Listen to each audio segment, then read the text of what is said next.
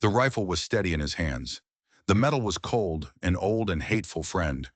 The girl standing in front of him couldn't have been more than 10 years old, a slip of a thing against the Wyoming wind. She stood like a small, defiant shield before her mother, a woman whose face was a mask of agony, her body heavy with a life about to be born on his land. His land. The question hung in the air, sharper than the storm sweeping down from the Bighorn Mountains. Can my mother give birth here? The voice was a child's, but the eyes were ancient. Elias Kane had every reason in the world to say no. 1,000 reasons. All of them were buried under a single patch of scorched earth at the far end of his property, right next to the ghosts of his wife and son. For Elias, these weren't just a mother and a child. They were apparitions, specters conjured from the dust and blood of his own history. They were Apache, and Apache warriors had burned his world to the ground. His ranch was his fortress, a lonely outpost of weathered wood and broken dreams, built to keep memories like this out. And they had just breached the walls. He stared down the barrel of the Winchester, the simple act of pulling the trigger, a familiar, almost comforting thought. It would be easy. It would be justice. But as he looked at the girl, a flicker of something other than pure hatred stirred. He saw her chin tremble just for a second before she said it again, a warrior in her own right. And in the pregnant woman's exhausted desperation, he saw not an enemy, but the faint, terrible echo of a mistake. A past moment shrouded in smoke and fear, where a choice made in anger had led to an irreversible sorrow. He had sworn to never be that man again. Yet here he was. The storm inside him raged, a tempest of old pain against a new, unwanted flicker of humanity. He could order them off his land, back into the wilderness where the coming storm would surely claim them. It would be a continuation of the life he had built, a life of resolute, cold emptiness. But the girl's question echoed, refusing to be silenced. It was a question about life, about sanctuary, in a place he had long reserved only for death and memory. With a shuddering breath that felt like a betrayal to his grief, he lowered the rifle. The decision wasn't born of kindness. It was born of a profound and sudden weariness of the hate he had nurtured for so long. His voice, when it came, was a rasp of rust and disuse. He gave a single sharp nod toward the barn. As they walked past him, the mother leaning heavily on her daughter, Elias's eyes caught something on the woman's worn shawl. A distinct pattern of woven beads, a pattern he had seen once before, the day he lost everything. The barn was a tomb of forgotten labor, smelling of damp earth, old hay, and the ghosts of livestock. A single lantern threw long skeletal shadows that danced with every gust of the storm. The wind howled, and the rain beat a frantic drum against the roof. Elias stood with his back against a support beam, his arms crossed, a sentinel of his own bitterness. He had provided shelter, nothing more. His heart remained barricaded. He watched the scene with a grim, detached curiosity, as if confirming his belief that the world was a place of nothing but suffering. He was a man watching a play he'd seen before, already knowing its tragic end. Hours bled into one another. The woman Azusa fought her war in the flickering darkness. Her moans grew weaker, interspersed with long, unnerving silences. The girl, Nakamus, was the focal point of his unwilling attention. She moved with a purpose that belied her years, wiping her mother's brow, whispering words of encouragement. But as the night wore on, her bravery began to crack. Elias saw the tremor in her hands, the sheen of unshed tears in her eyes. He saw fear, raw and absolute, and it was a fear he knew intimately. It was in a moment of quiet desperation, trying to get her mother to sip some water, that Nakamus spoke not to him, but to the shadows. She whispered of their journey, of the place they were trying to reach, a place called the Sun River. They were not merely traveling, they were fleeing. Her hushed words painted a picture of a conflict within their own people, a faction that had turned violent, forcing them to run. It wasn't just a storm they were running from, it was a death sentence. The revelation landed in the pit of Elias's stomach like a stone. It complicated the simple narrative of faceless enemies. He was no longer just a rancher. He was a gatekeeper on the only path to safety. Then the turning point came without a sound. Azusa's cries ceased. A profound, terrible stillness fell over the small circle of lantern light, a silence more alarming than any scream. Her breath was a faint, shallow whisper. Nakamas froze, her head slowly turning to find Elias in the shadows. The plea was gone. In its place was a look of raw, desperate accusation. In her eyes, he was the final witness to her world's collapse. The barn, the storm, the dying woman. It all converged into a single, searing memory. He was standing once more in the ashes of his own life, paralyzed by grief. He remembered the feeling of utter helplessness, of watching a life slip away. But this time was different. He was not helpless. He was merely unwilling. The instinct he had buried under years of resentment clawed its way to the surface. He pushed himself off the wooden beam, the movement stiff, unfamiliar. His boots made a soft, deliberate crunch in the hay as he crossed the space between them, leaving the shadows behind. He knelt in the straw, the lantern light catching the deep lines on his face. His rough, calloused hands, hands that had only known how to break horses and hold a weapon, reached out into the sacred, terrifying space between life and death. As he got closer, his eyes fixed on Azusa's face, she looked directly at him. Her lips parted, and she whispered a single word in her native tongue. He didn't understand it, but he understood the look in her eyes. It was pure terror. She wasn't afraid of dying. She was afraid of him. Time dissolved. The world shrank to the small circle of lantern light, the smell of sweat and earth, the feel of rough hay beneath his knees. He was a stranger in this territory, guided only by the fading whispers of Azusa's instructions and a deep buried instinct he didn't know he possessed. He wasn't acting out of kindness. He was a man possessed, driven by a ferocious need to defy the darkness, to refuse another victory to the silent reaper that had haunted his every moment for years. The final struggle was a silent one. The storm outside seemed to hold its breath. For a long, terrifying second, the only sound was the dripping of water from a leak in the roof. A life had been fought for, but it was not yet won. Elias felt his own heart hammer against his ribs. Nokomis's face was a pale oval in the gloom, her eyes wide with a question that dared not be asked. And then it came, a sound that sliced through the tension, fragile and immense. The first cry of a newborn child. It was a cry of shock, of life, of victory against the void. But for Elias Kane, it was the sound of a key turning in a lock he had sealed with his own soul. The cry didn't just enter his ears. It bypassed them, striking a deep, resonant chord within his memory. It wasn't just a cry, it was the cry. In a dizzying, violent rush, the barn dissolved. He was standing in a different room, years ago, the air thick with the scent of lavender. He saw his wife, Magdalena, her face beautiful in its exhaustion, her smile a beacon of joy. He felt the impossible, feather-light weight of his own son, Daniel, in his arms, felt the tremor of that first cry against his own chest. The memory, so long suppressed, returned with the force of a physical blow. The past and present fused into a single, unbearable moment. The sound of this new life was an exact, painful echo of the life that had been stolen. The walls he had so carefully constructed around his heart didn't just crack. They crumbled to dust. He stumbled back, retreating to the shadows as if the light itself could burn him. He leaned heavily against the rough-hewn wall, his breath coming in ragged gasps. The storm outside began to break, the sky in the east showing the first faint blush of dawn. A new day was beginning, but for Elias, it felt as if an old wound had been ripped open. He watched as Nokomis, her fear replaced by a fierce, tender devotion, carefully wrapped her new brother in a piece of clean sackcloth. He watched as Azusa, weak but alive, pulled the small bundle to her chest, her eyes finding his in the darkness. There was no triumph in her gaze, only a deep, weary gratitude that felt heavier than any accusation. Looking at the fragile tableau of mother, daughter, and newborn son, Elias understood a terrible truth. He hadn't merely helped deliver a child. He had unwillingly presided over the rebirth of the one thing he had tried so hard to kill, his own family, resurrected in the forms of these strangers.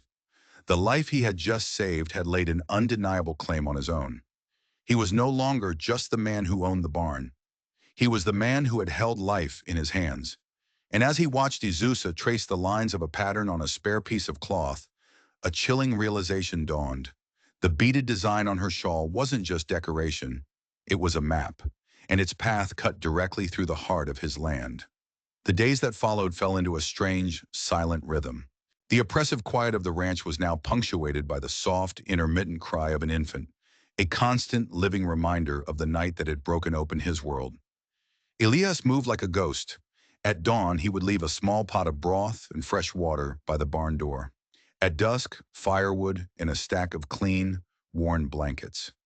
He performed these tasks with a stiff, formal distance, a man paying a debt he didn't fully understand. He never lingered. He never spoke. He was their provider, but he refused to be their companion. From within the barn he was watched. Nokomus, with her old soul eyes, observed his every move. She saw the way his broad shoulders slumped with a weight that had nothing to do with physical labor. She saw the flicker of pain in his eyes when the baby's cry carried on the wind. One morning, next to the empty pail, Elias found a single perfect eagle feather. It was not a payment, but an acknowledgement. He picked it up, and for a moment, the profound loneliness of his existence lessened by a fraction. He found himself watching them from his cabin window. He saw the fierce tenderness with which Uncomomus cared for her new brother, whose name he overheard on the wind, Hakan.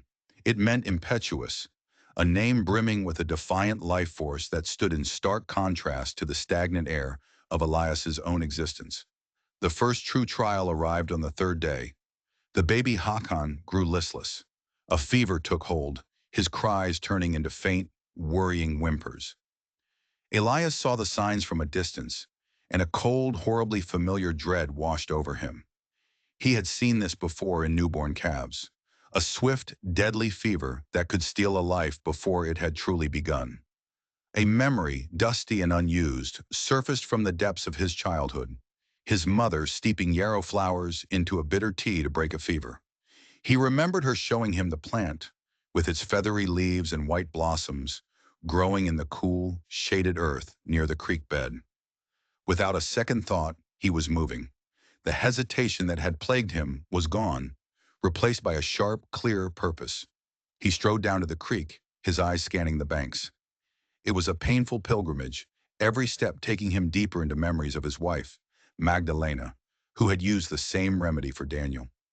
As he knelt to gather the flowers, his eyes caught something else in the soft mud of the creek bank. Tracks, not Apache moccasins, shod horses, at least two of them. Someone else had been here recently, scouting his land, and they had been careful to stay hidden. He pushed the thought aside, preparing the remedy back in his cabin. The scent of boiling herbs filled the small space with a fragrance that was both medicinal and deeply nostalgic. This time he didn't leave the steaming cup at the door. He walked inside into their space and handed it directly to Nokomomus. A moment of silent, profound trust passed between them as he instructed her how to give the medicine drop by drop. As the day wore on, the baby's fever began to recede. A strange, unfamiliar feeling settled in Elias's chest. It was not joy, not yet, but the quiet, solid satisfaction of having stood against the darkness and won. Izusa, watching him with weary eyes, finally spoke to him in broken English. Her voice was a dry whisper. "They will not stop," she said. Elias looked at her confused. "Who won't stop?" "The ones who hunt us," she said, her gaze flicking towards the open barn door. "Not our people. The others." Before he could ask what she meant, his eyes caught it. A thin, almost invisible column of smoke rising from a distant butte to the east. It wasn't a campfire. It was a signal, pulsed and deliberate. His sanctuary had been discovered. But as he looked from the smoke signal in the east to the memory of the horse tracks to the west, a horrifying thought took shape.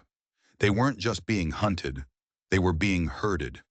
The wisp of smoke was a declaration of war. Elias's first instinct was the cold, familiar comfort of steel. His hand reached for the rifle above the fireplace. The old Elias, forged in loss and vengeance, was reawakening. His mind raced, planning defenses, barricades, lines of fire. His property would become a fortress. The world outside his fence line was hostile, and it had finally come knocking. But as he moved toward the window, a sound from the barn arrested him. It was a soft, contented coo from the baby Hakan. A moment later, Nokomoma stepped out into the sunlight. She was humming a soft melody, completely unaware of the approaching storm. She looked over at Elias, not with fear, but with an expression of disappointment. She had seen the man who saved her brother, and now she saw a killer preparing for war. In that instant, Elias saw the terrible flaw in his plan. A firefight would turn their sanctuary into a death trap. He would be making them prisoners of his own war. The image of the tragedy that took his own family flashed in his mind. The smoke, the screams, the terrible finality. He would not, could not, allow that history to repeat itself. A profound and radical choice began to form. He would not meet violence with violence. With a deliberate, heavy movement, he took his rifle from the mantel and placed it back in its rack. The click of metal settling into wood was a sound of finality. He was disarming himself, not just of his weapon, but of the hatred that had been his armor for so long. He walked out of his cabin and stood in the open yard, his hands empty, and waited.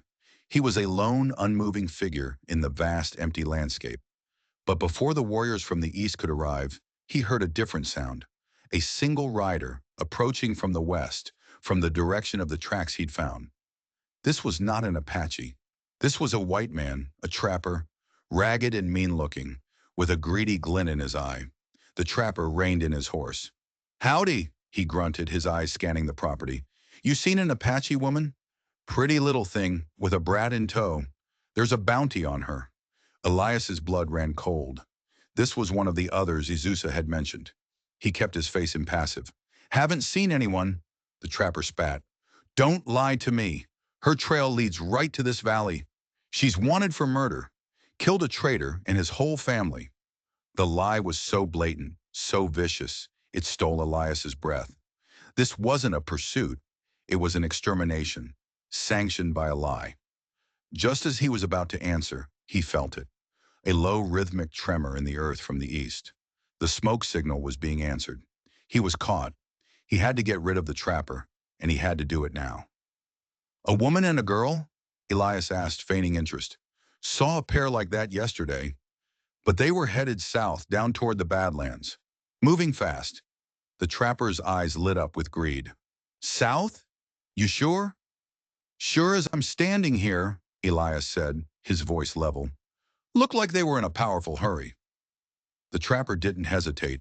He wheeled his horse around and kicked it into a gallop, heading south, chasing a ghost. Elias let out a breath he didn't realize he'd been holding. The immediate threat was gone, but he had no time for relief. The dull thunder of unshod hooves grew steadily louder. Finally, he saw them. 5 Apache warriors emerged over the ridge, their figures stark against the clear blue sky. They moved with the disciplined, lethal grace of seasoned hunters. They fanned out, encircling the property. The man at their head, clearly the leader, was tall and broad-shouldered. He was Ashki the father. He dismounted, his movements fluid and dangerous, and began to walk towards Elias. The air grew thick with tension. Elias held his ground, his heart pounding. He looked into the approaching man's eyes, expecting to see cold, murderous intent. Instead, he saw a wild, desperate fear, the frantic terror of a husband and father who had tracked his family across hostile territory, expecting to find them captive, or worse. It was a fear Elias knew in his own bones.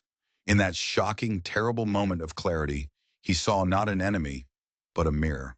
The warrior stopped a few feet away, his dark eyes boring into Elias. His gaze flickered toward the barn just as the door creaked open.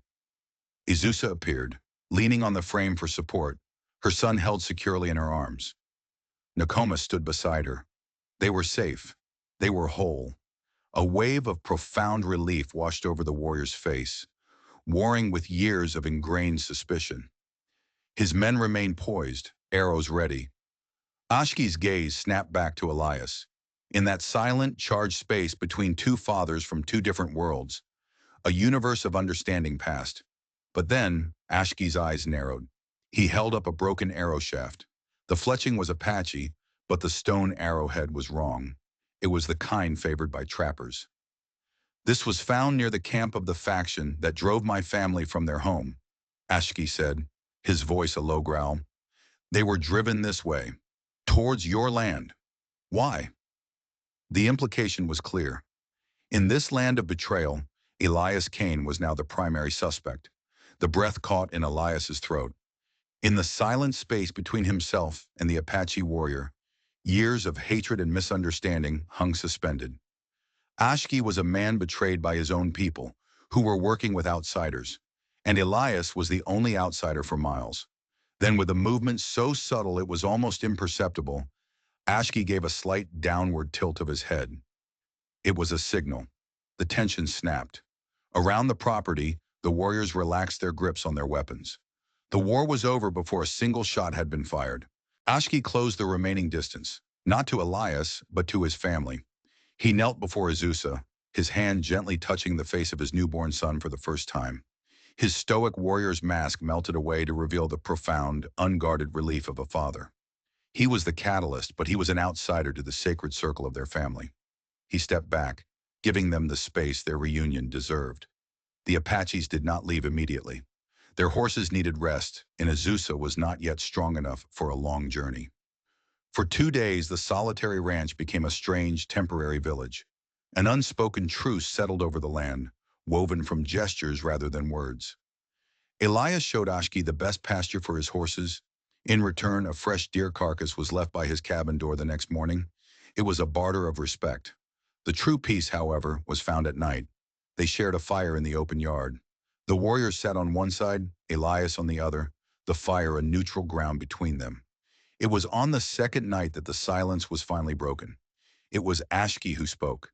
He told of the betrayal, of the traitors within his clan working with white men for money and guns. He spoke of the battle that had driven them from their ancestral lands, a place of tall cottonwood trees that had been set ablaze. He called it the Battle of the Burning Sky.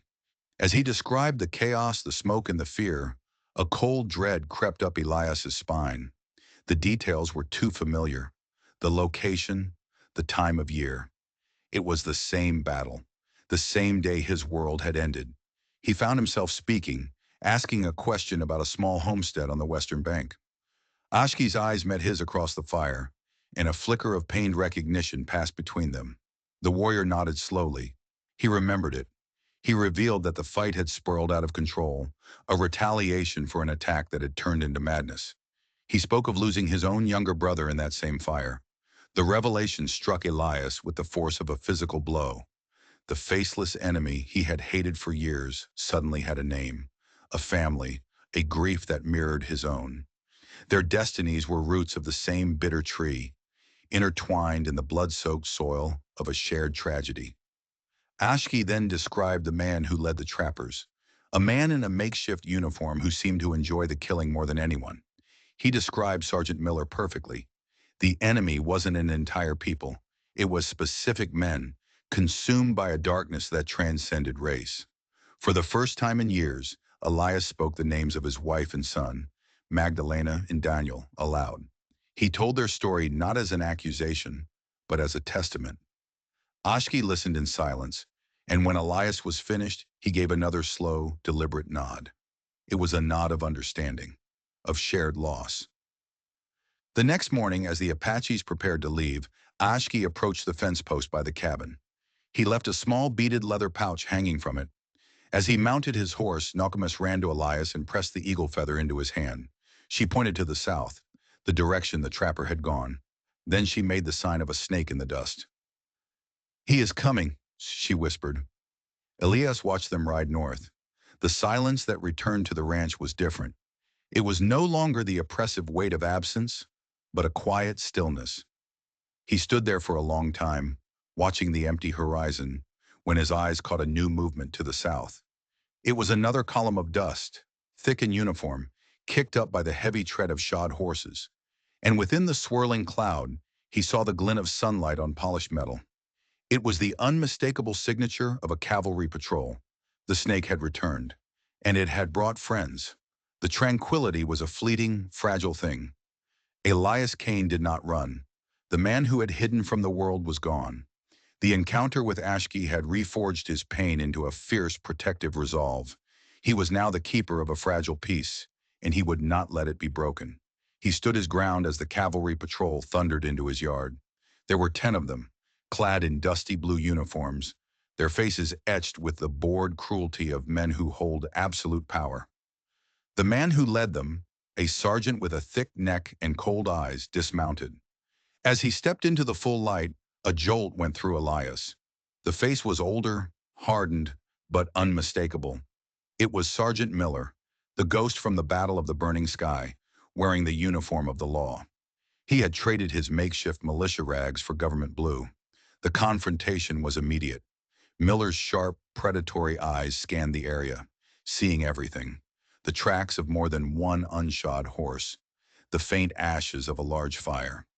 "We're tracking a band of Apache renegades," Miller said, his voice a gravelly rasp. "A warrior, a woman, and a newborn. Pass this way." He spat a brown stream of tobacco juice near Elias's boot. The question was a trap. A simple denial was impossible. In that split second, Elias's mind raced. He had to give Ashki's family time. He had to send this wolf on a different scent. "I saw them," Elias said, his voice steady. Miller's eyes narrowed. "A whole different group, Sergeant. Not just one warrior. At least a dozen. They were moving fast, headed west." He pointed toward the jagged, treacherous Badlands, a maze of canyons where a patrol could get lost for a week. "Looked like they were spoiling for a fight. Didn't want any trouble, so I kept to my cabin." It was a colossal gamble. Lying to a cavalry patrol was a crime that could get a man hanged. But the memory of Hakon's first cry and the quiet dignity in Ashki's eyes had given him something worth dying for. He held Miller's gaze, his own eyes unflinching. Miller's hand rested on the butt of his pistol, his thumb stroking the worn leather, his cold eyes searching Elias's face for the slightest crack in the facade.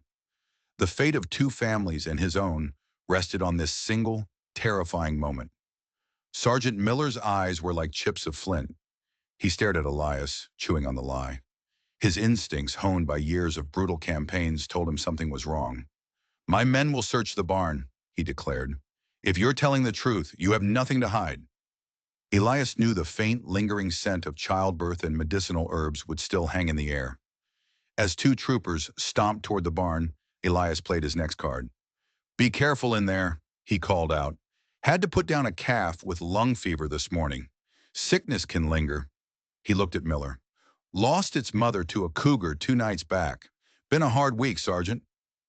He was weaving a tapestry of plausible lies, creating an alternative story for the signs they might find. Miller, however, wasn't listening. His eyes were fixed on the small beaded leather pouch Ashki had left on the fence post. He strode over and ripped it from the wood. "This is Ashki's clan," he snarled, a triumphant, cruel sneer twisting his lips. He waved the pouch in Elias's face. "His wife makes these. Found one on a dead warrior 2 years ago. Now you tell me again about this war party to the west." He thought he had won. The proof was in his hand. But in his arrogance, he had just handed Elias the very tool he needed. Elias did not flinch. "I told you," he said, his voice dropping to a conspiratorial tone. "They were here. I took it off one of their scouts. He got careless." He leaned in slightly. "That's a mourning pattern, Sergeant. You should know that. Means their hearts are full of grief, not tactics. And a grieving man makes mistakes." He was using the truth he learned from Ashki to cement his lie, while subtly questioning Miller's judgment in front of his men, who were now listening intently. "They're a wounded party," Elias continued, pressing his advantage. "Wounded and angry. The kind that leaves a wide, easy trail for a man who knows what to look for. But you have to be looking in the right direction." The barb hit its mark. Miller's face flushed with rage. "You're a liar and an Indian lover," he spat, his hand dropping to his pistol. He drew his revolver, the click of the hammer echoing in the tense yard. "You're harboring fugitives. Last chance. Where are they?" As he raised the weapon, another voice cut through the air. "Sergeant." It was a corporal, a younger man with a weary face. "Sir, if what he says is true, if there's a dozen warriors to the west, we're riding in the wrong direction. Our orders were to pacify the territory, not chase a single family on a personal vendetta." Miller whipped his head around, his face a mask of disbelief at this insubordination. "I give the orders here, Corporal," he roared. But the spell of his authority was broken. The other men shifted uneasily. The rancher's story made more strategic sense than their sergeant's obsession. Seeing his command slipping, Miller's rage boiled over. He turned back to Elias, the source of his humiliation, and lunged. But in his blind fury, he stumbled. The corporal, acting on instinct, moved to intervene. There was a brief, clumsy struggle. A single deafening shot exploded from Miller's revolver. The sergeant fell, brought down not by a hero's bullet, but by the clumsy, fatal weight of his own out-of-control rage, his head striking a jagged rock with a sickening crack. A stunned, horrified silence fell over the yard. The main threat was gone. But now Elias Kane was left alone with 9 armed soldiers, their leader dead at his feet. As he stood there, his eyes caught something Miller had dropped in the scuffle. A tarnished silver locket lying in the dust. The death of a sergeant should have been a death sentence for the man on whose land it happened. But in the stunned aftermath, a different kind of frontier logic took hold. The corporal, a man named Davis, took command. He had seen enough senseless violence. He saw Miller's obsession for what it was, and he saw in Elias a man pushed to the edge. They needed a story, a clean one. Elias, his mind strangely calm, gave them one. He spoke of a spooked horse, a tragic fall, an unfortunate accident. It was a simple, plausible lie that Corporal Davis and his men eagerly accepted. They had no desire to avenge a leader they had feared more than respected. They wrapped Miller's body in a bedroll and rode away, leaving Elias Kane alone in his yard. As the dust settled, Elias walked over and picked up the silver locket. He opened it. Inside was a faded picture of a woman and a young boy, a chilling echo of his own lost family, a reminder that the monster had also been a man. A year passed. The snows of a long winter came and buried the tracks, blanketing the land in a pristine white peace.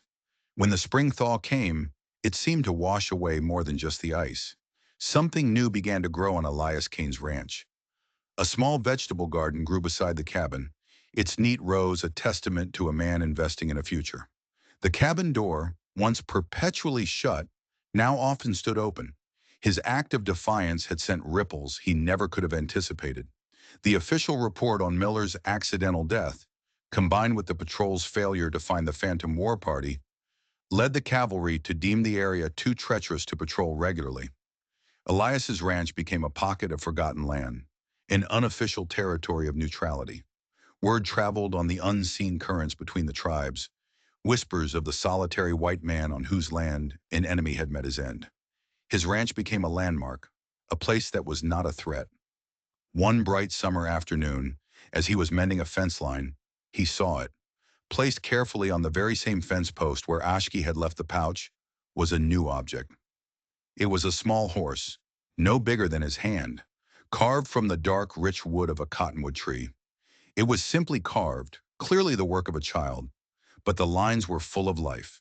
There was no note, but Elias knew. Tucked between the horse's legs was a tiny folded piece of hide. He carefully unfolded it. It was a drawing, a simple child's drawing of a man with a beard standing next to a barn, with a woman, a girl, and a baby nearby. Underneath was a symbol he recognized from Ashki's stories, the sign for kin. He picked up the small wooden horse, its surface smooth and warm from the sun. It was a message sent across the vast, empty miles. It meant a family had reached their destination. It meant Hakan, the boy whose first cry had shattered his world, was growing, playing. It meant that he was remembered. He stood there for a long time, the carved toy in his calloused hand. He walked to the edge of his property and buried the sergeant's locket under a pile of stones, bearing the last ghost of hatred.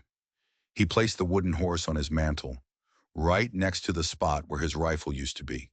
The ghost of hatred that had held him prisoner was gone, its place taken by the memory of a newborn's cry, the gratitude in a little girl's eyes, and the quiet strength of a wooden horse. Nokomis's question, asked in fear at his doorstep, had not led to ruin, but to an unforeseen and profound salvation. By offering a place for a birth, he had allowed for the rebirth of his own humanity. The heart can be a barren and desolate land, eroded by the storms of grief. But sometimes a single seed of compassion, planted in a moment of unexpected grace, is all it takes to make the desert bloom again. Family is not always a matter of blood, but of the bonds forged in shared struggle. And home is not a structure of wood and nails, but the safety that comes when we finally have the courage to tear down the walls we have built around our own hearts. If you enjoyed this story, don't forget to subscribe and let us know in the comments where in the world you're watching from. We'd love to hear from you.